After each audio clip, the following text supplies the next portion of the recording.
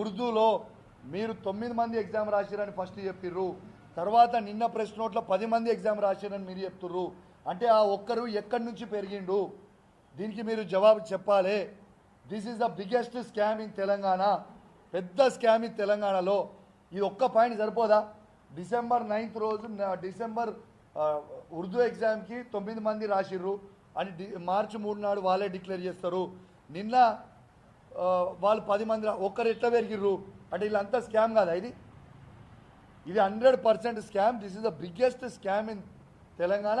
100% దీన్ని రద్దు చేయాలి, మళ్ళీ ఎంక్వైరీ చేయాలి. దీని మీద ఖచ్చితంగా జ్యుడిషియరీ ఎంక్వైరీ జరగాలి, సిబిఐ ఎంక్వైరీ. సరే, దీని మీద ఎవ్వరికి ఏమీ అనుమానాలు లేవు. చలో మీరు జ్యుడిషియరీ ఎంక్వైరీ చేసి, సిబిఐ ఎంక్వైరీ చేసి, రిజల్ట్ హోల్డ్లో పెట్టి ఓ 1 month ఎంక్వైరీ చేసి క్లోజ్ చేయరు అదురుదాన్ని. ఉర్దూలో మీరు 9 మంది ఎగ్జామ్ రాసిరని ఫస్ట్ చెప్పిర్రు. తర్వాత నిన్న ప్రెస్ నోట్లో 10 మంది ఎగ్జామ్ రాసిరని మీరు చెప్తుర్రు. అంటే ఆ ఒక్కరు ఎక్కడి నుంచి పెరిగిండు? దీనికి మీరు జవాబు చెప్పాలి. This is the biggest scam in Telangana. పెద్ద స్కామ్ ఇన్ తెలంగాణలో. ఇది ఒక్క పాయింట్ సరిపోదా? డిసెంబర్ 9th రోజు ఉర్దూ ఎగ్జామ్కి 9 మంది రాసిర్రు అని మార్చి 3 నాడు వాళ్ళే డిక్లేర్ చేస్తారు.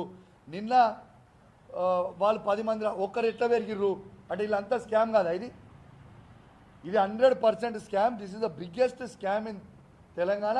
100% దీన్ని రద్దు చేయాలి, మళ్ళీ ఎంక్వైరీ చేయాలి. దీని మీద ఖచ్చితంగా జ్యుడిషియరీ ఎంక్వైరీ జరగాలి, సిబిఐ ఎంక్వైరీ. సరే, దీని మీద ఎవ్వరికి ఏమీ అనుమానాలు లేవు.